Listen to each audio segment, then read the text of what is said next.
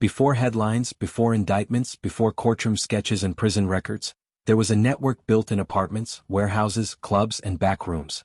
Phone calls moved shipments, envelopes moved money, and meetings moved territory. Names were exchanged quietly, routes were adjusted, and loyalty was measured in transactions. One man coordinated families, businesses, and intermediaries across cities and borders. Gambling rooms, shipping docks, union offices, and private apartments became parts of one system. Now files are opened, witnesses are seated, and every connection is traced. Years of planning, organization, and control are compressed into hours of testimony, documented line by line, under public record. In the shadows of the city, where the gleam of skyscrapers shone brighter than the lives of those who lived beneath them, there was a man whose ambition stretched across the underworld like a shadow. His name? Lucky Luciano. To some, he was a criminal mastermind, the architect of the most efficient criminal syndicate the world had ever known. To others, he was a symbol of the dark side of the American dream. A ruthless figure who turned chaos into order, a street kid who built an empire from the very streets that were meant to swallow him whole. Yet behind the myth, the legend, and the carefully curated persona, there lay a story of transformation, power, and inevitable decay. The world Luciano inhabited wasn't always the one we think of when we hear his name. Before he was a household name in the annals of crime, there was the world of crime itself. A world so fractured and disorganized that it hardly resembled the tightly controlled criminal empire he would one day build. The Mafia was a patchwork of disparate factions, each led by its own local don, each with its own rules, codes, and territories. Rivalries often boiled over into violence. Bloodshed was a currency that bought respect, and loyalty was something that could be bought and sold with the same ease as any other commodity. It was in this chaos, this anarchy of crime, that Lucky Luciano found his opportunity. Born Salvatore Lucania in 1897, Luciano's early years were shaped by the harsh realities of poverty in the Lower East Side of New York City. Raised in a world of street hustles, petty crime, and the constant struggle to survive, Luciano learned early that in this world, power didn't come from strength alone, but from organization, from unity, from control. It wasn't enough to be feared, you had to be respected, and respect had to be earned through vision, strategy, and an unflinching resolve. What set Luciano apart from other young men in his neighborhood wasn't his ability to throw a punch or to command fear through violence. What made him different was his ability to think ahead, to see what others could not. A world where crime was more than just a series of isolated acts of violence but a business, a network that could be organized, run, and expanded like any other legitimate enterprise. From the moment he entered the criminal world, he understood that survival wasn't enough. He wanted something more, something greater. And he knew that the old ways of mafia life, the chaos, the petty bickering, the infighting, had to be replaced by something more sophisticated, more efficient. As he navigated the treacherous waters of New York's criminal underworld, Luciano quickly realized that the mafia had grown stagnant. The old guard, the dons who ran their territories with an iron fist, were focused on their own fiefdoms, battling each other for control of turf, often at the expense of long-term stability. But Luciano wasn't interested in power for power's sake. His vision was broader, more calculated. He saw that, in order to maintain power, one needed more than just muscle. One needed a structure, an infrastructure that could handle the scope of a larger empire. He wanted to create a system that could withstand the pressures of law enforcement, rival gangs, and the public's ever-watchful eye. And so, slowly but surely, Luciano began to build his vision. He sought out alliances with the most influential figures in the Mafia, men like Meyer Lansky and Benjamin Bugsy Siegel. Together, they formed the core of what would become the most formidable and far-reaching crime syndicate the world had ever seen. They understood that the old ways of the Mafia, small-time operations, disorganized crime, had no place in the future. They needed something that could stand up to the government, to the public, and to their enemies. And so, they built it. But Luciano wasn't just a man who built an empire out of crime. He was the man who changed the rules of the game entirely. By the time Luciano was finished, the Mafia wasn't just a group of independent criminals, it was an organization, an entity with a structure, with order, and most importantly, with a system that allowed it to thrive in the face of overwhelming opposition. The system Luciano put in place, the Commission, was a governing body that brought all the key Mafia families together, ensuring that the chaos of the past would not be repeated. The Commission acted as an arbiter in disputes, as a mechanism for decision-making, and as a way to ensure that all factions worked toward a common goal: profit. Luciano's vision for the Mafia wasn't just about money. It wasn't just about power. It was about survival. He understood that in order for the Mafia to endure, it needed to be more than just a collection of warring factions. It needed to be a business that could adapt to changing times and shifting political climates. Gambling, smuggling, bootlegging, all of these were industries that Luciano saw potential in. Where others saw crime, he saw opportunity. Where others saw limitations, he saw expansion. The scope of Luciano's ambitions was unmatched, and his ability to translate those ambitions into reality was what set him apart from every other figure in the world of organized crime. Yet even as he built his empire, Luciano understood that power was fleeting. He knew that there would always be someone looking to take his place, someone who would betray him, someone who would try to undo everything he had worked for.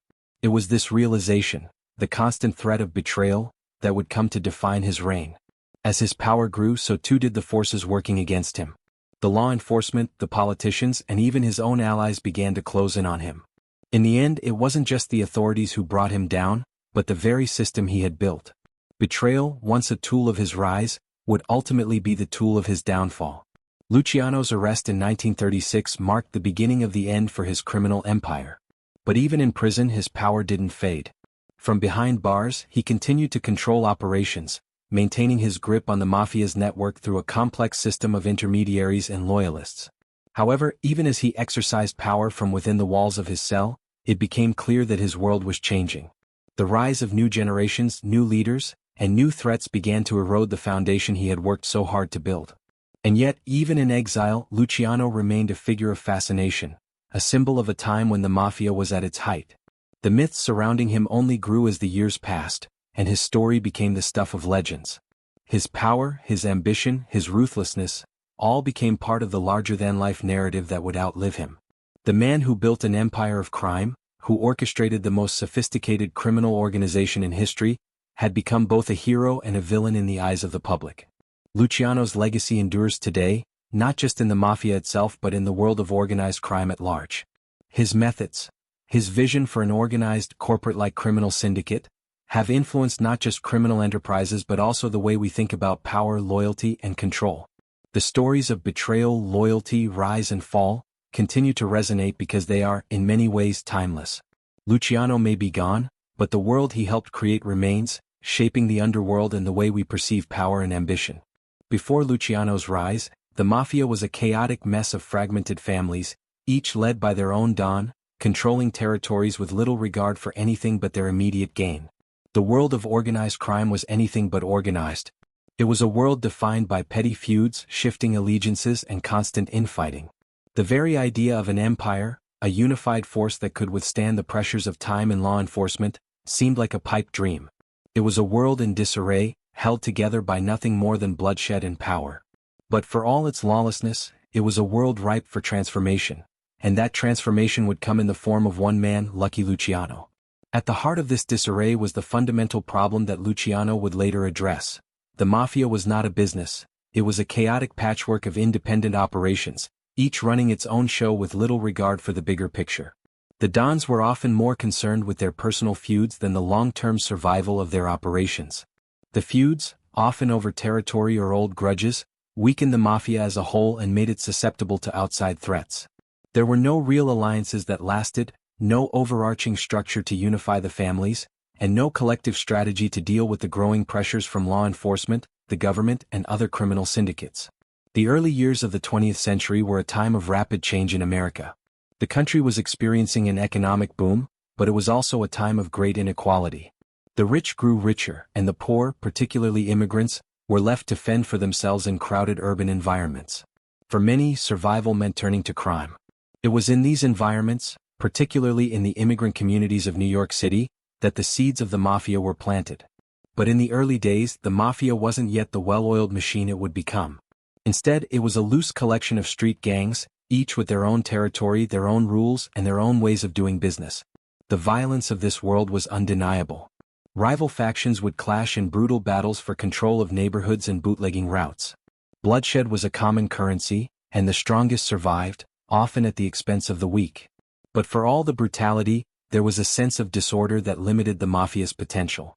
The system was unsustainable, fragmented, unpredictable, and vulnerable. No one seemed to have a clear vision for how to make the Mafia a long-term enterprise.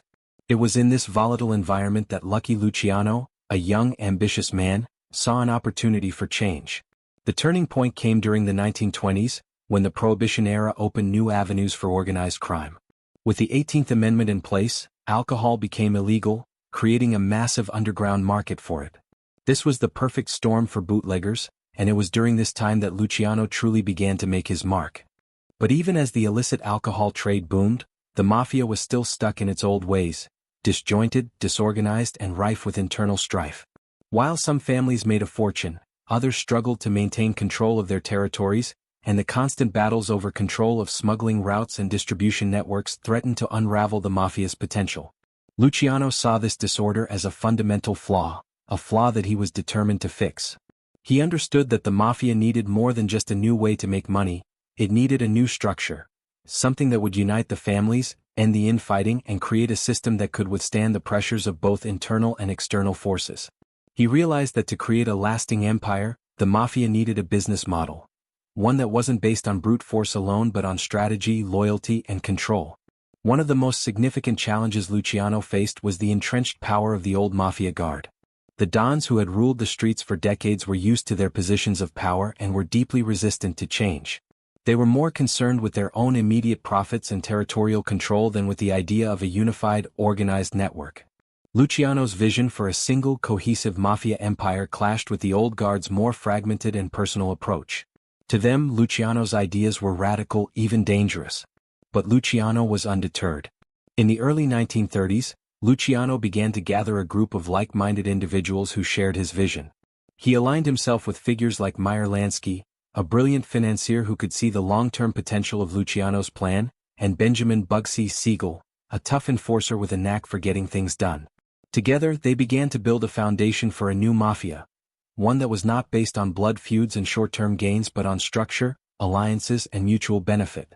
They knew that the future of organized crime lay in creating a system that could operate on a national scale, not just a local one. But Luciano's vision wasn't just about creating an organized crime syndicate, it was about revolutionizing the way crime was done in America. He understood that for the Mafia to survive in the long term, it couldn't rely on the same methods that had worked in the past. The old ways of doing business, chaotic, disorganized, and violent, were no longer effective. Instead, Luciano began to turn the Mafia into a sophisticated, corporate-like organization.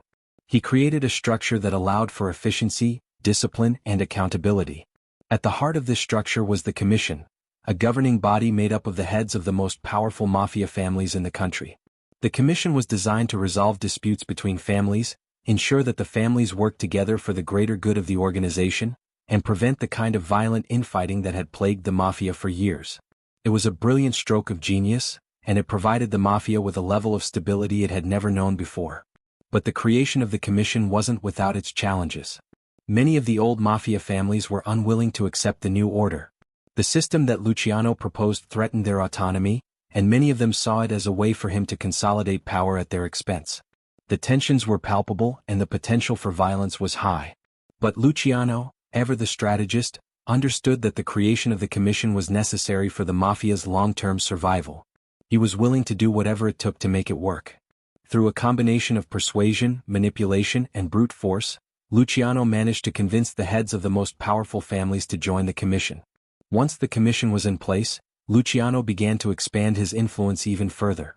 He took control of key areas of the Mafia's operations, gambling, smuggling, bootlegging, and turned them into highly profitable businesses.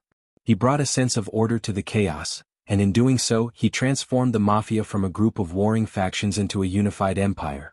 But Luciano's rise to power wasn't just about building an empire, it was about creating a lasting legacy. He understood that the Mafia needed more than just money and power. It needed a system that could endure, one that could adapt to the changing times. Luciano's vision was not just about making money, it was about securing the Mafia's place in history. And in this he succeeded. He created a criminal syndicate that would last for decades, weathering the storms of law enforcement, political pressure, and internal strife. Luciano's rise was a reflection of the times, a time when power could be seized by those who were willing to think beyond the immediate moment, to look at the bigger picture, and to recognize that the key to survival was not just strength but strategy. The world before Luciano was a world of disarray, a world where power was fleeting and tenuous. But Luciano's vision transformed that world, turning the Mafia into an empire that would last well into the 20th century. His legacy, for better or for worse, would change the course of history. Salvatore Lucania, known to the world as Lucky Luciano, was born into a world that demanded toughness and resilience. Raised in the Lower East Side of New York City, his early life was shaped by the harsh realities of poverty, overcrowded tenements, and a neighborhood rife with crime. The streets where he grew up were filled with violence, opportunism, and constant struggles for survival. But it was here, amid the poverty and the chaos, that he began to learn the rules of the world that would one day make him a legend.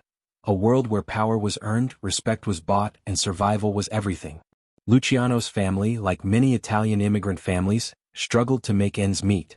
His parents had come to America seeking a better life, only to find themselves caught in the same cycle of poverty and hardship that had defined the lives of so many other immigrants. The Lower East Side was a melting pot of different cultures, but it was also a place where crime became a way of life for many. Young boys like Luciano grew up fast, often working the streets in one form or another to help their families. For Luciano, it wasn't long before he realized that the streets were where power could be found, and power was the currency that bought respect. The world outside his doorstep was ruled by a complex system of alliances, rivalries, and criminals who wielded control through fear and cunning. But Luciano, even as a young man, had something that set him apart from others: an innate sense of strategy. While other kids his age may have been preoccupied with simple survival, Luciano was already learning how to maneuver within the complex world of New York's criminal underworld. He was quick to recognize that brute strength alone would not bring him success. It was his mind, his ability to think ahead, and his willingness to make difficult choices that would define his future. The young Salvatore was not content to simply be another face in the crowd. Even at this early age, he understood that in order to survive and thrive in a world of chaos, he needed to rise above the disorder. At the age of 14, Luciano's path toward a life in crime began to take shape. He was already well versed in the small-time hustles and street games that were common in the Lower East Side. But his natural intelligence and ambition quickly set him apart from others in the neighborhood. He was drawn to the world of organized crime, seeing it not as a chaotic, disorganized system but as a business opportunity. Luciano's ability to see the bigger picture, to understand that crime could be turned into a profitable enterprise, became his defining characteristic. While others may have focused on short-term gains, Luciano's mind was already working on how to build something that could last, something that could rival the powerful families that controlled New York streets. Luciano's entry into the Mafia was marked by his early association with small-time criminals and street gangs. But it didn't take long for him to rise through the ranks, catching the attention of more powerful figures in the world of organized crime. One of the first key relationships that helped shape Luciano's future was his connection to Meyer Lansky, a brilliant financier who would become one of his closest allies. Lansky saw in Luciano not just a ruthless criminal but a man with vision, someone who understood the potential of organized crime to generate wealth and power. Together, they would lay the groundwork for a criminal empire that would stretch far beyond the borders of New York City. In the early 1920s, Luciano's fortunes began to shift. As prohibition took hold across the United States, the demand for illegal alcohol skyrocketed. This presented an opportunity that Luciano, ever the opportunist, was quick to seize. He understood that the key to success in the Mafia was not just in controlling territory but in controlling industries. Bootlegging, gambling, and other illegal enterprises could be turned into massive, lucrative operations, if managed properly. Luciano's ability to think strategically allowed him to see the potential of turning these illegal activities into a well-organized network, one that could stand up to both the law and rival crime families. But Luciano was not the only one with ambition. The 1920s were a time of fierce competition in the world of organized crime, and Luciano was faced with numerous challenges from rival factions within the Mafia. At this time, the Mafia in New York was a fragmented system of independent families, each operating without much coordination or oversight. The fragmented nature of the Mafia made it vulnerable to outside threats, including law enforcement, political pressure, and internal power struggles. Luciano recognized that the only way to ensure the Mafia's survival, and to secure his place at the top, was to bring order to this chaos. He realized that to build an empire, he needed to unite the various Mafia families under a single banner. But this was no easy task. The old guard of Mafia bosses was deeply entrenched in their own ways, and many were reluctant to accept any new system that might diminish their power. Luciano's vision for a united Mafia would not come to fruition without significant resistance. But his strategic mind and ruthless determination made him the perfect person to navigate these challenges. By the early 1930s, Luciano had solidified his position as one of the most powerful men in New York's criminal underworld. His ability to forge alliances, manipulate rival families, and keep his enemies in check made him a force to be reckoned with. But Luciano's ambitions were not confined to New York. As he expanded his reach, he began to develop a network of influence that stretched across the United States and beyond, into Canada and even as far as Cuba. His influence in the world of organized crime grew, and with it, his power. Yet, despite his increasing influence, Luciano's rise was not without its struggles. He was constantly surrounded by enemies, both within the Mafia and in the broader world of law enforcement.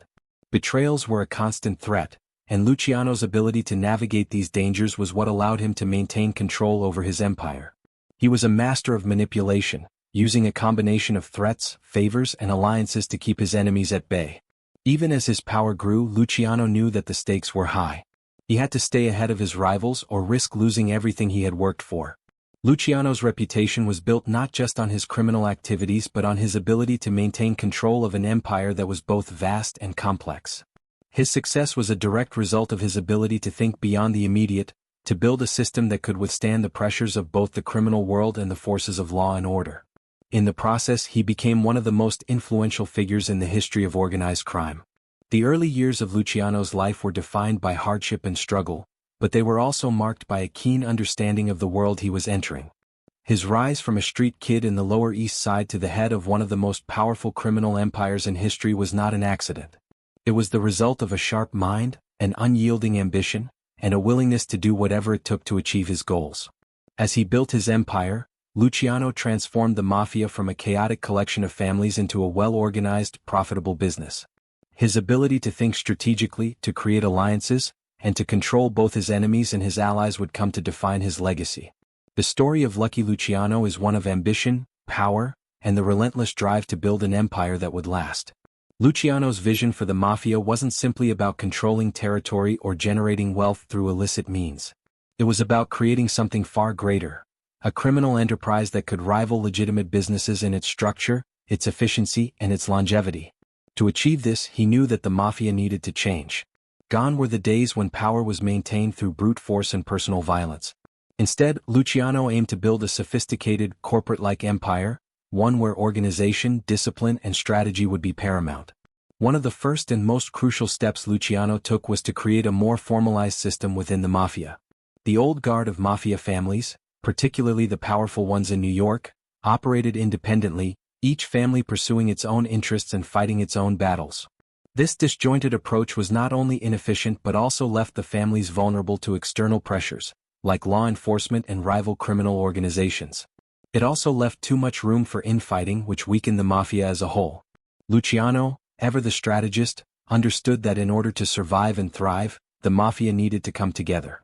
His solution was simple yet revolutionary: the creation of the Commission.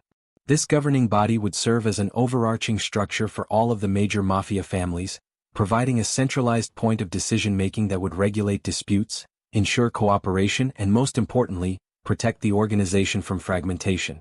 The Commission was designed to be a neutral force, settling conflicts between families and ensuring that everyone worked together toward mutual goals. The Commission's creation wasn't just about bringing unity to the Mafia, it was about giving the families a sense of order and legitimacy. Luciano knew that the more organized the Mafia appeared, the less likely it would be to draw the attention of law enforcement. If the government could view the Mafia as a business, albeit an illegal one, it might be less likely to take drastic measures to destroy it. The more professional and systematic the operation, the more difficult it would be to infiltrate and dismantle. It was a masterstroke of criminal strategy, a move that would allow the Mafia to thrive in an increasingly hostile environment. But the Commission wasn't just an organizational tool, it was also a symbol of Luciano's power and vision. By establishing himself as the architect of the Commission, he positioned himself as the central figure in the Mafia, the one who could bring order to chaos and ensure that the Mafia could continue to operate at its full potential. Luciano's leadership of the Commission wasn't just a matter of holding the title of boss, it was about his ability to coordinate and direct the activities of the entire underworld. This was not a man who simply sought power for its own sake. Luciano sought to create a lasting system, one that would endure long after he was gone. As Luciano built his empire, he didn't just focus on unifying the mafia's internal structure. He also turned his attention to making the mafia's operations more efficient and profitable. Where previous mafia leaders had focused on crime as a series of disconnected, often chaotic ventures, Luciano saw opportunity in turning crime into a legitimate business. He understood that in order to maximize profits, the mafia needed to operate like any other successful business, with a clear hierarchy, defined roles, and a focus on expanding into new markets. One of Luciano's most innovative contributions to the world of organized crime was his ability to make illicit activities into highly profitable industries. Gambling, smuggling, bootlegging, all of these were, under Luciano's guidance, transformed into massive operations that generated millions of dollars in revenue. But what set Luciano apart from other crime lords was his ability to scale these operations and turn them into reliable, organized businesses. He didn't just want to control a few profitable ventures. He wanted to control the most lucrative and expansive criminal industries in the world. Take bootlegging for example. While many mafia families were involved in the illegal alcohol trade during Prohibition, Luciano recognized the importance of controlling the entire distribution network, from the production to the transportation to the sale. He worked with his closest allies, including Meyer Lansky, to ensure that the mafia not only controlled the supply of illegal alcohol but also the infrastructure needed to distribute it efficiently across the country. This level of coordination and planning was unprecedented in the world of organized crime, and it turned the mafia into a multi-billion-dollar industry that extended far beyond the borders of New York City. Luciano didn't stop at bootlegging. He expanded his criminal enterprises into the world of gambling and unions. He understood that both were vital sources of income and influence, and he moved swiftly to consolidate power over them. The gambling industry, particularly in cities like Atlantic City and Las Vegas, became another pillar of Luciano's empire. But it wasn't just about collecting debts and running games. Luciano also understood the importance of controlling the regulatory aspects of these industries. By bribing politicians and law enforcement, Luciano ensured that the mafia's interests were protected, and his ventures could operate without interference. Meanwhile, Luciano also saw the potential in labor unions, particularly in the construction and longshoreman industries. These unions were a critical part of the American economy, and by controlling them, Luciano could exert tremendous influence over entire sectors. He strategically placed his men in key union leadership positions, effectively controlling the labor force and the industries they serviced. By using the unions to extort businesses and siphon off money from legitimate enterprises, Luciano was able to build yet another profitable arm of his criminal empire. But Luciano's innovations weren't just limited to expanding existing operations. He also understood the importance of long-term thinking. While other mafia leaders were focused on short-term gains, Luciano was looking ahead, building a network of alliances that would ensure his empire's survival for decades to come. He forged alliances with other powerful figures in the world of organized crime, including the Jewish mafia, the Irish gangs, and even political figures. By creating a network of mutually beneficial relationships, Luciano was able to expand his influence and insulate himself from potential threats. It was this combination of innovation, strategic alliances, and unrelenting ambition that allowed Luciano to build his empire. Where others saw crime as a series of isolated, disorganized activities, Luciano saw a potential industry, a way to make crime a highly profitable and long-lasting business. By the time the 1930s rolled around, Luciano had established himself as the undisputed kingpin of New York's criminal underworld, with control over a vast network of operations stretching across the country. The Mafia, under his leadership, was no longer a chaotic collection of warring families. It was a unified, efficient business, one that would go on to dominate organized crime for decades. But with all the success came the inevitable risks. Luciano's rise to power wasn't without its enemies, both inside and outside the Mafia. His vision of a unified Mafia was not universally accepted, and many of the older, more traditional bosses resented his control. But Luciano's ability to maintain order, forge alliances, and make his criminal empire an indispensable part of American society ensured that his rule would remain unchallenged for years. He had built something far more than a criminal organization. He had built a legacy, a criminal empire that would leave an indelible mark on the history of organized crime. Loyalty in the Mafia was never just a moral virtue. It was a tool, a weapon, a means of survival, and a cornerstone of power. In a world where trust was a scarce commodity, loyalty became the currency that bought influence, protected empires, and ensured that one's place within the Mafia was secure. But this loyalty wasn't born out of love or camaraderie. It was born out of fear, respect, and the knowledge that betrayal would come at a heavy cost. In the Mafia, loyalty was more than just an abstract concept. It was the very foundation of the system. The Code of Omerta, an unwritten rule that demanded silence and absolute loyalty to one's family and superiors, was central to this structure. To break Omerta, to betray the trust of one's own family or worse to cooperate with law enforcement, was to invite not just punishment, but the most severe form of retribution. Loyalty was enforced through fear, but also through the understanding that loyalty was a two-way street. In the Mafia, loyalty was not a blind allegiance to the boss but an agreement between equals. It was a pact forged in the understanding that as long as you were loyal to the family would protect you, would provide for you, and would ensure that you had the means to survive and thrive in a hostile world. But the Mafia's concept of loyalty wasn't without its complexities. Luciano's rise to power highlighted the duality of loyalty in the criminal world, the constant balancing act between personal ambition and allegiance to the collective. For Luciano, loyalty was essential not only for maintaining control over his growing empire but for ensuring that it functioned as a cohesive, efficient operation. If his men didn't believe in the structure, didn't understand the importance of their loyalty to him and to each other, the entire system would crumble. Loyalty was the glue that held together the criminal enterprises that Luciano had so carefully crafted, and he understood the stakes of undermining it. Yet even as loyalty was essential, betrayal was always a lurking threat. In the world of the Mafia, loyalty and betrayal existed in a constant, delicate dance. A betrayal could come from anyone, a trusted ally, a family member, or even a close friend. The constant fear of betrayal was both a motivating force and a destabilizing one, driving men like Luciano to rely on their cunning, their ability to read people, and their ruthless enforcement of loyalty. There were no friends in the Mafia, only business partners, enemies, and people you needed to trust for the moment. Even those closest to Luciano weren't immune to the temptations of betrayal. But Luciano's genius lay in his ability to maintain control over his operations while managing the ever-present threat of betrayal. He understood that in a world where loyalty was both prized and fragile, it was essential to cultivate a sense of loyalty among his men, but also to manage and manipulate that loyalty for his own purposes. Luciano wasn't just building an empire of power, he was building an empire of trust, or at least the illusion of trust. He knew that if he could make those around him believe in the strength of his leadership, in the stability of the system he had created, then he could keep the ever-present specter of betrayal at bay. Loyalty, after all, was most effective when it wasn't just forced, but when it was willingly given. Luciano's strategic brilliance came into play when he recognized that loyalty alone wasn't enough.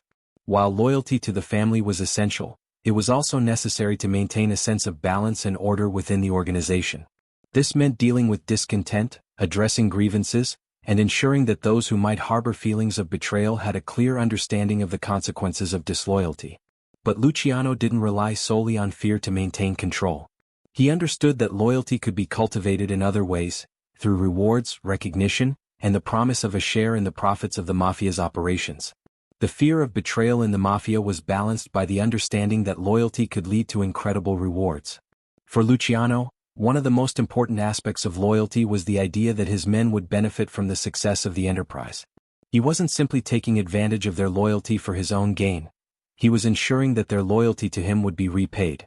This created a sense of mutual investment, a system where everyone had a stake in the success of the organization. Loyalty wasn't just about obedience, it was about shared success. In practice, this meant that Luciano's organization was not just a brutal, top-down dictatorship. It was a carefully cultivated system of cooperation, where loyalty was reciprocated with power and wealth. Men like Meyer Lansky, who had initially joined forces with Luciano out of necessity, became lifelong allies because they saw the benefits of loyalty, not just in terms of personal security, but in terms of the massive financial empire they were building. Loyalty in this sense wasn't about blindly following orders. It was about ensuring that everyone's needs were met, that every member of the Mafia had a role to play in the larger operation. As long as Luciano maintained that delicate balance, the Mafia would continue to thrive. But even in a system so intricately structured, betrayal was inevitable. The very nature of the Mafia, a world where power was often seized through violence, manipulation, and ruthless ambition, meant that disloyalty was always a possibility. And as Luciano's power grew, so did the temptation to take what he had built. His alliances were tested repeatedly as his empire expanded. In particular, There were those who sought to overthrow him or claim pieces of his empire for themselves. As the stakes grew higher, the pressure to remain loyal was increased, but so too was the pressure to betray for personal gain. Luciano's ability to manage betrayal was a key factor in his rise to power. He surrounded himself with a core group of loyalists, men who had proven their worth through years of service and who understood the value of maintaining loyalty to the family. But loyalty wasn't just about trust, it was about understanding the stakes of disloyalty. In the Mafia, loyalty was enforced not just by fear, but by the understanding that betrayal would be met with violent retribution. The ultimate price for disloyalty was often death, and this grim reality acted as a constant reminder to those in the Mafia that loyalty was not negotiable. As Luciano's empire grew, the psychological weight of loyalty became increasingly apparent. His men knew that their loyalty to him was what stood between them and destruction. They also knew that any disloyalty, no matter how small, could bring about the collapse of the entire system. The fear of betrayal was as much a part of the Mafia's psyche as the desire for power. It shaped the way Luciano's men operated, dictated their relationships with each other, and ultimately determined the fate of the entire Mafia. For Luciano, the system of loyalty was not just a matter of power, it was a matter of survival. He knew that the Mafia could not exist without loyalty, but he also knew that loyalty, when misused or mismanaged, could be its undoing.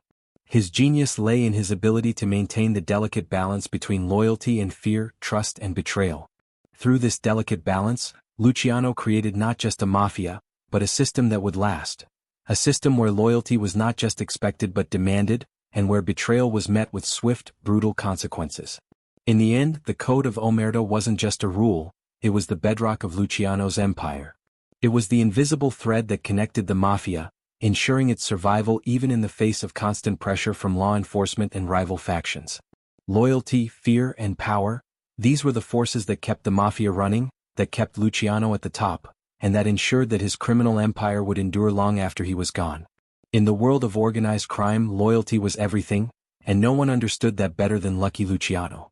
In the world of organized crime, money is the lifeblood that sustains power, fuels ambition, and drives everything forward. For Lucky Luciano, the concept of the Mafia as a business, a profitable, organized enterprise, was at the core of his success. He didn't view the Mafia as just a network of criminals doing what they had always done. He saw it as an opportunity to build something far greater. A criminal organization that operated with the same efficiency, structure, and scale as any legitimate business. And to achieve that, Luciano realized he would need to turn crime into a profession, where every operation was managed with the precision of a Fortune 500 company, where profitability wasn't just the goal, but the measure of success. The first and most crucial aspect of Luciano's vision for the Mafia was turning its operations into an enterprise. A system that wasn't just about fighting for turf or engaging in petty short-term crime but about building long-term, sustainable wealth. He was a visionary, someone who understood that power didn't just come from violence. It came from control over the most profitable, most influential sectors of society. Gambling, bootlegging, and labor unions were just some of the industries that Luciano identified as potential gold mines, industries that could be cultivated and expanded into vast, profitable monopolies. He wasn't content with small-time ventures. Luciano had a singular goal: to establish an empire, a sprawling network of criminal enterprises that operated as a single, cohesive unit, with every faction contributing to the bottom line. One of the most pivotal moves Luciano made in building his empire was recognizing the importance of controlling the flow of money through illegal industries. The bootlegging trade during Prohibition was his first major foray into large-scale business. The 18th Amendment had made alcohol illegal, but it had also created a massive demand for it, a demand that the legal system could not satisfy. For the Mafia, this was an opportunity unlike any other. Alcohol became a black market commodity, and the demand for illegal alcohol was insatiable. Luciano knew that in order to capitalize on this market, he would need to create a system of distribution that was efficient, widespread, and capable of evading law enforcement at every turn. Unlike many of his contemporaries who relied on chaotic, fragmented networks of distributors and smugglers, Luciano brought order to the bootlegging business. He didn't just want to be another bootlegger on the streets of New York. He wanted to control the entire supply chain, from production to distribution to retail. He understood that in order to maximize profits, he needed to control every aspect of the trade. By consolidating the distribution network and cutting out unnecessary middlemen, Luciano was able to streamline the operation and ensure that profits were maximized at every stage of the process. This approach wasn't limited to bootlegging. Luciano understood that the Mafia needed to diversify its portfolio, to expand into other profitable industries. Gambling was another area Luciano saw potential in. While other crime families operated illegal gambling rings, Luciano saw the opportunity to take the concept to the next level. In cities like Atlantic City and Las Vegas, he began to expand his operations, creating highly organized gambling syndicates that could operate at a national level.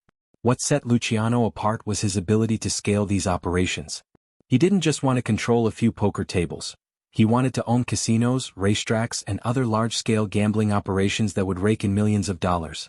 But Luciano didn't just focus on these industries. He also understood the importance of controlling labor unions. Unions, particularly in industries like construction and longshoremen, had significant influence and were critical to the functioning of the American economy. By infiltrating these unions and taking control of their leadership, Luciano was able to extort businesses, skim profits, and control an entire sector of the workforce. Through his control of labor unions, Luciano secured a steady stream of income that wasn't dependent on street-level crime but rather on the large-scale operations that powered the economy itself. Perhaps the most important aspect of Luciano's business model, however, was his ability to bring together disparate factions within the Mafia under a unified system. Prior to Luciano's rise, the Mafia was a fragmented network of families, each with its own interests and territories. The old ways of doing business were chaotic, often leading to violent confrontations over turf and resources. Luciano knew that if the Mafia was going to survive in the long term, it needed a more efficient, structured approach. This was where his creation of the Commission came in, a governing body that would bring all the major Mafia families together, ensuring that they worked toward the same goal: profit. The Commission wasn't just a way to settle disputes, it was a way to consolidate power, a way to ensure that everyone was working within a unified framework that maximized profitability for the organization as a whole. It was a masterstroke of criminal strategy, turning the Mafia from a loose collection of independent crime families into a well-oiled machine, one where the interests of individual families were aligned with the larger goals of the Mafia. By creating a structure in which each family could participate in joint ventures and share profits, Luciano was able to ensure that there was no competition among the families, no infighting that could jeopardize the success of the operation. The Commission created a level of stability that allowed Luciano's empire to flourish. This system of organized crime as a business didn't just benefit Luciano's immediate associates, it benefited everyone involved. By creating an infrastructure that ensured steady profits and long-term success, Luciano was able to maintain loyalty among his men. The Mafia wasn't just a gang anymore, it was a corporation, and everyone had a stake in it. Men like Meyer Lansky, who had initially been drawn to Luciano's operations because of his ambition, were able to reap the rewards of their loyalty. As Luciano's empire expanded, so did their own wealth and influence. This sense of shared prosperity helped ensure that the Mafia stayed united and focused on the long-term goal of maintaining and expanding its criminal empire. But Luciano didn't just rely on his ability to create profitable businesses. He also understood the importance of keeping a low profile. His ability to remain relatively undetected by law enforcement, even as his empire grew, was one of the keys to his success. Unlike many of his contemporaries who were often publicly flamboyant and openly violent, Luciano understood that the key to long-term success was to fly under the radar. He kept his personal life and business dealings as private as possible, operating through intermediaries and keeping his face out of the public eye. He knew that the more attention he attracted, the more likely it was that the authorities would move against him. This quiet, strategic approach to his criminal empire made Luciano a far more elusive target for law enforcement than many of his rivals. At the same time, Luciano's ability to maintain strong alliances with both criminal and political figures helped shield him from potential threats. His connections to corrupt politicians, law enforcement officials, and other powerful figures ensured that his operations were protected, even when law enforcement began to intensify their efforts to take down the Mafia. By maintaining a network of powerful allies, Luciano was able to insulate himself from the growing threat of legal action. He knew that the key to survival in the world of organized crime wasn't just about being smarter or more ruthless than your enemies, it was about building relationships with the right people, people who could provide protection and resources when things got rough. Ultimately, Luciano's approach to the Mafia as a business transformed the entire world of organized crime. By taking the Mafia from a chaotic, fragmented network of independent families to a unified, well-structured enterprise, Luciano created an empire that would last for decades. His ability to control every aspect of the criminal trade, from bootlegging to gambling to labor unions, allowed him to build one of the most profitable criminal organizations in history. And by creating a system of cooperation and shared profit, Luciano was able to ensure that his empire was stable, efficient, and capable of surviving both internal and external threats. Through his business acumen, strategic thinking, and ruthless ambition, Luciano not only built a criminal empire, he changed the very nature of organized crime itself. The Mafia wasn't just a network of criminals anymore, it was a corporate entity, a force that could operate with the same efficiency and profitability as any legitimate business. And this transformation, this shift from chaos to order, was at the heart of Luciano's success. In a world where power was often defined by violence and intimidation, Luciano's genius lay in his ability to turn crime into a business, one that could stand the test of time. In the shadowy world of organized crime, allies and enemies are often defined by shifting allegiances, rivalries, and opportunistic power plays. For Lucky Luciano, the path to dominance in the Mafia was built not just on his strategic mind or his vision of a unified criminal enterprise, but on his ability to navigate the volatile waters of alliances and betrayals. In the Mafia, no relationship was permanent, and loyalty was always in question, especially when ambition and power were on the line. Luciano's rise to power was not just about making deals with the right people, but about understanding who his allies were and how to turn them into assets, while simultaneously managing and neutralizing his enemies, often with ruthless efficiency. Luciano's early involvement in crime had exposed him to a range of characters, each with their own agendas. By the time he began building his criminal empire, he had already gained a reputation for being shrewd, calculating, and willing to make deals that others might consider too dangerous or ambitious.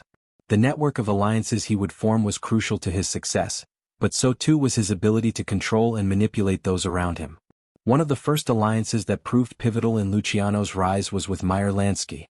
Lansky, a brilliant Jewish-American gangster and financier, was one of the most important figures in Luciano's network.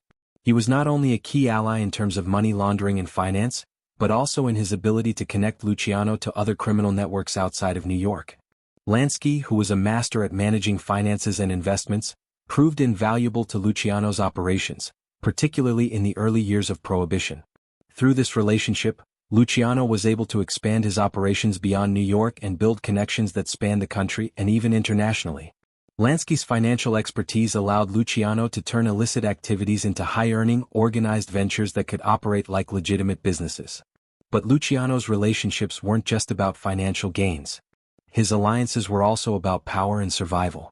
When he began gaining power in New York's underworld, Luciano knew that aligning himself with other powerful figures would help him consolidate control.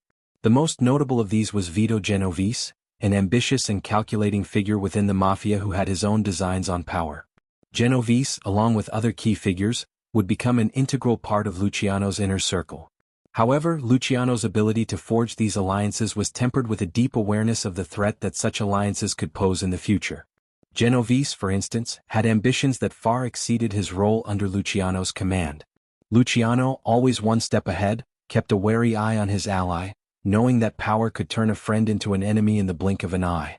The relationship between Luciano and his other allies, such as Frank Costello and Albert Anastasia, was similarly fraught with complexity. While these men helped Luciano maintain control over various sectors of the Mafia, their motivations were not entirely in line with Luciano's. Costello, for example, was primarily focused on his own influence in the gambling world, and Anastasia was deeply involved in the Mafia's operations on the East Coast. While Luciano was able to keep these men aligned with his vision for a unified Mafia, the dynamics within his alliance were constantly shifting. Luciano's ability to manage these power plays and maintain a delicate balance was one of the reasons why he was able to rise so quickly to the top. But while these alliances were essential to Luciano's empire, they also served to highlight the constant undercurrent of tension and rivalry within the Mafia. Even the closest allies could quickly turn into enemies if the balance of power shifted. Luciano's rivals, those who stood to lose the most as he consolidated his influence, were not slow to recognize his growing power. His dominance in the Mafia attracted enemies from both within his own ranks and from outside the organization. As Luciano's influence spread, it wasn't just his power that was at stake, it was the very order he had created. Some of his enemies were older, more traditional bosses, unwilling to accept the changes Luciano was introducing. These figures saw Luciano not as a leader, but as a threat to their own power. They feared his vision of a unified mafia, and many would go to great lengths to undermine him. The internal power struggles and the constant need to manage potential threats culminated in Luciano's biggest challenge: the shifting allegiances of the various factions within the mafia. It was no longer enough for Luciano to maintain alliances. He needed to neutralize his enemies before they had the chance to act. The rise of Genovese as a potential rival was one of the most pressing issues Luciano faced. Genovese, who had once been a loyal ally, began to plot against Luciano, seeking to take his place as the dominant figure in the New York underworld. Luciano, sensing the danger, acted swiftly and decisively. In one of the most iconic moves of his career, he orchestrated Genovese's removal from the scene. The calculated move to excommunicate Genovese from the power structure was a reminder of how ruthless the mafia world could be, and how a shift in allegiance could quickly lead to a deadly confrontation. Another significant challenge for Luciano came from the growing scrutiny of law enforcement. As the mafia grew more powerful and its activities more organized, the pressure from the government mounted. Luciano, like many of his contemporaries, had always understood the delicate balance between crime and staying under the radar. However, as law enforcement began to close in, it became clear that alliances with corrupt politicians, law enforcement officials, and businessmen were no longer enough to shield the mafia from legal pressure. This period of mounting legal heat led to a series of betrayals, as informants and potential turncoats began to leak information to the authorities. Luciano, always the step ahead, began to distrust many of his inner circle, wondering if one of them would eventually sell him out. While the government's growing interest in the mafia was a threat, it was also a reflection of Luciano's success. The very fact that law enforcement was taking an active interest in him and his associates was an indication that the mafia, under Luciano's leadership, had become too powerful to ignore. But Luciano's mastery of alliances and betrayals also extended to his interactions with law enforcement. His ability to manipulate the system and bribe politicians and police officers allowed him to stay one step ahead of the law. Even as the government cracked down on the mafia, Luciano's operations continued to thrive, thanks in no small part to his political connections and the alliances he had built with key figures in the world of law enforcement. In the midst of these shifting alliances, Luciano faced challenges from other mafia families beyond New York. His empire, built on careful planning and expansion, made him a target for organized crime syndicates across the country. His competitors, seeing the success of Luciano's operation, began to vie for a piece of the pie. These rival crime families, particularly those in Chicago and other major cities, posed a significant threat to Luciano's ambitions. Luciano knew that in order to survive, he would need to not only maintain control over New York but extend his influence across the nation. This drive for national control would lead to even more complex alliances, as Luciano formed relationships with other mafia families outside his immediate sphere of influence. In the end, Luciano's ability to maintain and expand his power was a testament to his strategic genius. He understood that in the mafia, no alliance was permanent and no loyalty was guaranteed. Power, in his world, was constantly shifting, and the key to survival was being able to manage those changes, to identify who could be trusted, who could be turned, and when it was time to eliminate a potential threat. His rivals, no matter how dangerous, were always part of the game. Luciano knew that the only way to secure his place at the top was through careful, calculated action, knowing when to trust and when to betray. Luciano's empire wasn't just a reflection of his criminal prowess, but also of his remarkable ability to navigate the treacherous waters of alliances and betrayals. His rise to power was built on the understanding that loyalty was never absolute, and that in the world of organized crime, only the shrewdest, most calculating individuals would survive. His network of allies, his deft handling of enemies, and his constant vigilance in monitoring the shifting power dynamics within the mafia allowed him to become the most influential figure in the history of organized crime. However, as his empire grew, so too did the pressures and dangers of maintaining that power, and the story of Luciano's reign would ultimately become one defined by the constant ebb and flow of alliances, betrayals, and the unrelenting fight for control. As Luciano's criminal empire grew, so did the pressure that came with maintaining control over it. His dominance in the mafia was unmatched, but it was also fragile, built on a delicate balance of power and constant maneuvering. The world of organized crime is one where even the slightest misstep can lead to disaster, and Luciano, despite his brilliance, was not immune to this harsh reality. As his operations expanded, both within the United States and internationally, he began to face mounting threats from all sides. These threats were not just external but internal as well. The larger his empire grew, the more fractured it became, and the more enemies he attracted. What seemed like an unbeatable system was beginning to show cracks. The internal conflicts within the Mafia were a constant challenge, as different factions began to contest Luciano's authority. The very unification he had fought so hard to achieve became a double-edged sword. Luciano's system of the Commission, designed to ensure cooperation among the Mafia families, had created a network of allies, but it also generated a web of rivalries that were often difficult to manage. As the Mafia grew wealthier, each family began to vie for a larger share of the spoils. Power struggles, fueled by personal ambition and greed, threatened the stability of the delicate balance Luciano had worked so hard to establish. One of the most significant threats came from within his inner circle. As Luciano had expanded his control, he had relied on a few key men, including Vito Genovese and Frank Costello, to maintain order and oversee various aspects of the Mafia's operations. But Luciano's success created a dangerous dynamic. The very men who had helped him achieve power now saw themselves as equals, and some, like Genovese, began to harbor ambitions that directly conflicted with Luciano's vision. Genovese's growing desire for control led him to make a power play that would shake the foundation of Luciano's empire. But while Luciano faced challenges from within, external pressures were just as threatening. As his criminal empire expanded, so did the efforts of law enforcement to bring it down. The government, particularly under the leadership of the newly formed Federal Bureau of Investigation (FBI), began to focus more heavily on organized crime. The authorities were well aware of the growing influence of the Mafia, and they were determined to dismantle it. Luciano had always been careful to avoid detection, but as his empire grew, so did the likelihood that he would be targeted. Luciano's ability to stay one step ahead of the law was legendary, but even he could not escape the mounting pressure. In 1936, a major blow came in the form of a federal investigation that would lead to his arrest. It was not just a case of law enforcement closing in on him, it was the culmination of years of effort by the authorities to dismantle the Mafia's power. Luciano's involvement in various illicit activities, particularly his role in the operation of illegal gambling and prostitution rings, had attracted the attention of the FBI. But it was his ties to labor unions and the growing evidence of his influence over key politicians that ultimately led to his downfall. In 1936, Luciano was arrested on charges of compulsory prostitution, a crime that carried severe penalties. The charges were the result of an investigation that had been ongoing for several years, and despite his best efforts to avoid detection, Luciano was unable to escape the law's reach. His arrest was a significant turning point in his career, and it sent shockwaves through the Mafia world. For the first time, Luciano found himself in a position where he could not manipulate the system, where his power was no longer absolute. The trial that followed was a spectacle, and it quickly became a media sensation. Luciano's status as the kingpin of the Mafia made him a symbol of organized crime, and his trial was widely covered in newspapers across the country.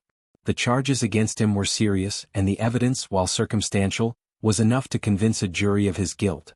Luciano's defense team did their best to defend him, but the case was a losing one from the start.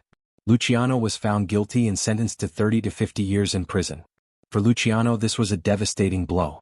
His world of control, of calculated moves and power plays, had come to a screeching halt. The Mafia's golden age, the empire he had spent years building, was now in jeopardy. But Luciano, ever the strategist, did not give up. In prison, he continued to maintain his influence over the Mafia, though his operations were now severely limited. He found ways to communicate with his associates, using intermediaries and subtle signals to maintain control over his empire. While his enemies in the Mafia saw his imprisonment as an opportunity to make their own moves, they quickly realized that Luciano was still very much in control, even from behind bars. But despite his best efforts to maintain power, the years in prison began to take a toll on Luciano. He was moved between different prisons and his health began to decline. His once immense influence started to wane as younger, more ambitious figures began to emerge in the Mafia. Men like Vito Genovese, who had once been a loyal ally, were now vying for control. Genovese's power play would ultimately prove to be successful, as he managed to take control of Luciano's New York operation during Luciano's imprisonment. While Luciano was still seen as the figurehead of the Mafia, it was clear that his empire was fracturing. The system he had so carefully crafted was starting to crumble. Luciano's fall from power was not just about his arrest. It was also a reflection of the changing dynamics within the Mafia. The rise of new leaders, the increasing threat of law enforcement, and the internal strife within the Mafia all contributed to the downfall of Luciano's empire. What had once been a carefully organized, unified criminal organization was now becoming a fractured network of competing factions. Luciano's leadership, which had been characterized by strategic thinking, alliances, and order, was being replaced by a more chaotic and violent system. Luciano's fall also marked the end of an era. The Mafia, under Luciano's leadership, had been a symbol of organized crime's rise to power. But as law enforcement continued to crack down on the Mafia, and as rival factions fought for control, the world Luciano had built began to unravel. His story, one of ambition, power, and ruthlessness, would serve as both a warning and a legacy. The Mafia that he had helped shape would continue to exist, but it would never again be the same. The man who had once been the undisputed kingpin of the American underworld was now a symbol of the fragility of power, that even the most carefully constructed empires could be brought down by a combination of internal betrayal and external pressure. Luciano's eventual imprisonment and the subsequent disintegration of his empire were tragic, but they also represented a moment of reflection for the world of organized crime. As his influence waned, new figures rose to take his place. Yet, none of them would ever quite measure up to the legacy he had built, a legacy of ambition, innovation, and ruthless efficiency. Luciano had created a system, a machine, that had dominated the criminal underworld. But as history often shows, all systems eventually face their reckoning. For Luciano, that reckoning came in the form of arrest, trial, and imprisonment. And while his empire would continue in some form, his era was over, and the underworld would never be the same again. When Luciano was arrested in 1936, it seemed as if the indomitable kingpin had finally met his match. For the first time, his empire was exposed to the full weight of the law, and his carefully constructed world seemed to be on the verge of collapse. The trial, a sensational media event, found him guilty of operating a massive prostitution ring and sentenced him to a long prison term. But what was most remarkable about Luciano, and what set him apart from so many of his peers, was his ability to continue exerting influence from behind bars. The story of his time in prison is not just a tale of survival, it is a testament to his brilliance, his resilience, and his unyielding grip on power. At first glance, it seemed that Luciano's arrest would be the end of his reign over the Mafia. The evidence against him was substantial. The government had built a case over several years, collecting testimony from informants, wiretaps, and other sources that clearly implicated Luciano in a wide range of criminal activities. His empire, once a seamless machine of power and profit, now appeared to be on the brink of disintegration. His former allies in the Mafia, sensing vulnerability, began to make their own moves for power. The commission, which had been the framework that kept the various Mafia families united, was now on the verge of crumbling. Yet Luciano, ever the strategist, knew that his fate was not sealed. From his cell in the prison, he continued to manage the operations that he had built over the years. His communication with his allies and associates was limited, but it was never entirely severed. Through a network of intermediaries, trusted men who had proven their loyalty and ability to operate in the shadows, Luciano was able to continue issuing orders, making decisions, and even keeping tabs on the various factions that operated under his command. This wasn't just about maintaining power for the sake of ego, it was about survival. Luciano understood that if he lost control of his empire, it would not only mean the end of his own power, but it would allow the system he had created to disintegrate. The Mafia, in its fragmented state, would be easy prey for rival factions, law enforcement, and anyone else looking to seize control of the underworld. Luciano's control from behind bars was far from perfect. His ability to directly oversee operations was compromised, and his associates began to exploit the situation for their own gain.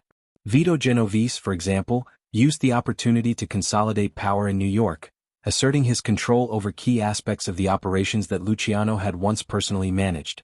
Genovese's ambitions had long been evident, and with Luciano imprisoned, he saw his chance to rise to the top. But even as Genovese moved in to take control of Luciano's turf, he understood that Luciano's influence still loomed large. Genovese may have been able to take control of the streets of New York, but he couldn't erase the legacy of Luciano's leadership. The system Luciano had created was still intact, and many of Luciano's allies, loyal to the core, remained committed to his leadership, even from within the walls of a prison cell. In fact, it was Luciano's ability to maintain loyalty among his men that proved to be one of the most remarkable aspects of his time behind bars. Even as the pressure mounted and as rival factions within the Mafia sought to capitalize on his absence, Luciano's loyalists remained firmly aligned with him. Men like Meyer Lansky and Frank Costello, who had been instrumental in Luciano's rise to power, continued to work on his behalf, ensuring that his empire remained as intact as possible. Lansky, in particular, was crucial in managing Luciano's financial empire, keeping the money flowing and ensuring that Luciano's criminal operations stayed afloat. Costello, with his own networks of influence, made sure that Luciano's political connections were maintained, even if the boss himself couldn't be directly involved. Yet, despite these efforts, the situation was not without its challenges. The longer Luciano remained behind bars, the more vulnerable his empire became. Genovese, with his increasing ambition and power, wasn't the only one vying for control. Other members of the Mafia, seeing an opportunity in Luciano's imprisonment, began to make their own moves, seeking to claim parts of the operation for themselves. The structure that Luciano had carefully crafted, the commission, the alliances between families, and the centralized control over all operations, was beginning to fracture. As each faction jockeyed for position, the Mafia was becoming more like the chaotic, fragmented underworld it had been before Luciano's rise. Even as his empire faced internal strife, Luciano's ability to maintain his position was still formidable. While some aspects of his operation began to crumble, others remained intact, a testament to the enduring strength of the network he had created. The larger vision that Luciano had set in motion, the idea of a unified Mafia, controlled through a combination of fear, loyalty, and strategic alliances, still held a powerful sway over those who had once served him. The psychological hold he had over his men, the understanding that betrayal would be met with severe retribution, kept many of them loyal to the cause. Luciano's control also extended beyond his immediate circle of loyalists. His name and reputation were still powerful tools, even from behind bars. Other criminal organizations, from rival families to independent crime syndicates, knew that Luciano was not to be underestimated. His influence, even in prison, was recognized and respected. The idea that Luciano could still wield power from his cell sent a clear message to his enemies. The Mafia was not something that could be easily destroyed, and neither was Luciano's legacy. But the fact that Luciano was incarcerated didn't mean he was helpless. His reputation, his influence, and his ability to strategize from prison allowed him to maintain his grip on the Mafia for years. He understood that even though he couldn't operate directly, he could still shape events from behind the scenes. He had built a network of loyal men who would continue to work on his behalf, and he maintained the resources necessary to support his operations. While the Mafia may have been fracturing, Luciano's careful management of his empire allowed him to remain a key figure in the underworld. One of the most significant aspects of Luciano's time in prison was the way it highlighted his transformation. From the man who had once been solely focused on power and domination, Luciano's time in prison allowed him to reflect on the nature of his empire and his place in it. In some ways, his time behind bars gave him the distance to see the broader picture. He had created an empire that was built on loyalty, fear, and strategic alliances, but it was also an empire that was susceptible to betrayal, to corruption, and to the fragility of power. His personal transformation was a reflection of the inevitable decay that had begun to set in. No empire, no matter how well constructed, could last forever. And yet, as his imprisonment wore on, Luciano's legacy continued to grow. Even as his personal influence waned, his system, the network of alliances, the methods of control, and the unification of the Mafia families, became the template for future generations of mobsters. The organization Luciano had built, though it might have fractured in his absence, would go on to inspire and shape the world of organized crime for decades to come. His imprisonment may have signaled the end of an era, but it also solidified his place in history as one of the most influential figures in the development of organized crime. Luciano's years behind bars were not just about survival, they were about maintaining a legacy. Despite his incarceration, Luciano remained an iconic figure in the Mafia, a symbol of what the criminal underworld could achieve when led by a brilliant strategist. Even though his empire was being tested from all sides, his ability to adapt, to maintain loyalty, and to stay relevant within the criminal world proved that even in the darkest moments, Luciano's influence would continue to reverberate. And when, eventually, he was released from prison and deported to Italy, it was not as a broken man, but as a symbol of a time when the Mafia had reached its zenith. His legacy was secure, and the mark he left on the criminal world would be felt for years to come. The trial that led to Lucky Luciano's conviction was nothing short of a spectacle. It captured the attention of the nation, the media feeding on the drama and intrigue of a man who had built an empire that seemed invincible, only to be brought down by the relentless pursuit of the law. Luciano, who had once been the mastermind behind the Mafia's dominance, now found himself in the center of a courtroom drama that would define not only his legacy but also the evolution of the Mafia itself.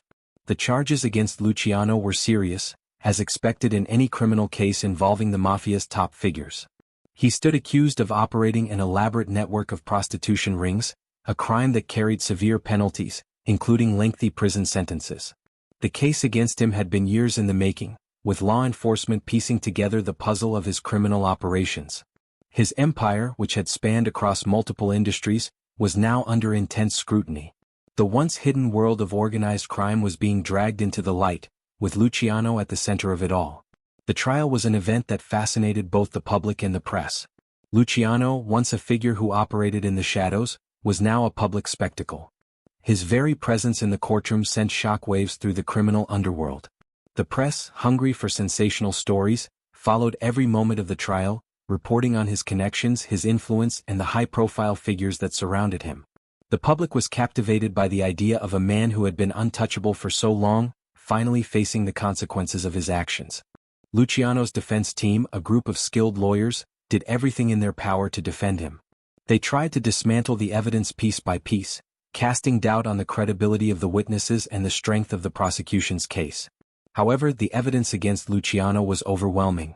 Testimonies from informants and wiretaps detailed the extent of his involvement in the illegal operations, painting a damning picture of a man who had built his empire on exploitation and manipulation. Despite his lawyers' best efforts, it was clear that Luciano's fate was sealed. The media coverage surrounding the trial was intense. Luciano's reputation as the head of the most powerful mafia syndicate in America made him a symbol of the criminal underworld. His trial became a focal point for public discussions about crime, corruption, and the power of organized crime.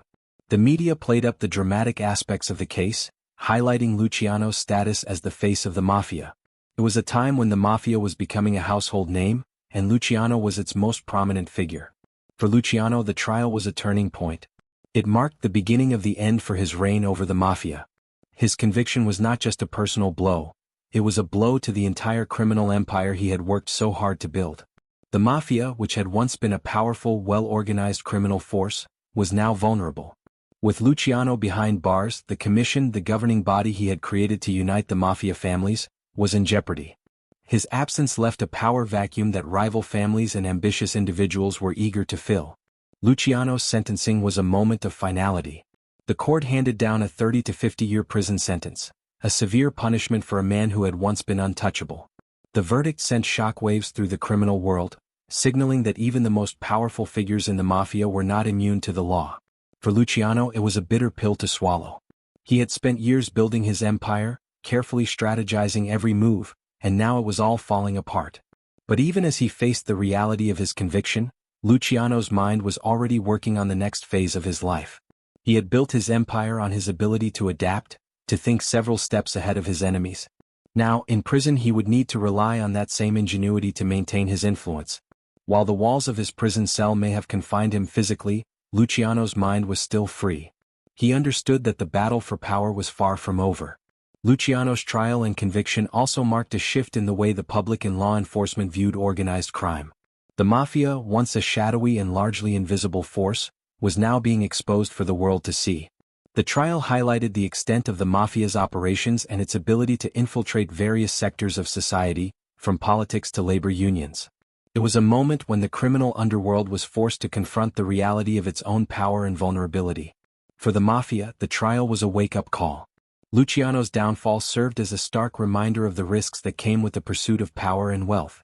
While Luciano had built an empire that operated with military-like precision, the very system that had made him so successful was also his undoing. The trial revealed the cracks in the Mafia's armor, and it signaled the beginning of a new era, one in which the law was closing in on organized crime in a way that had never been seen before.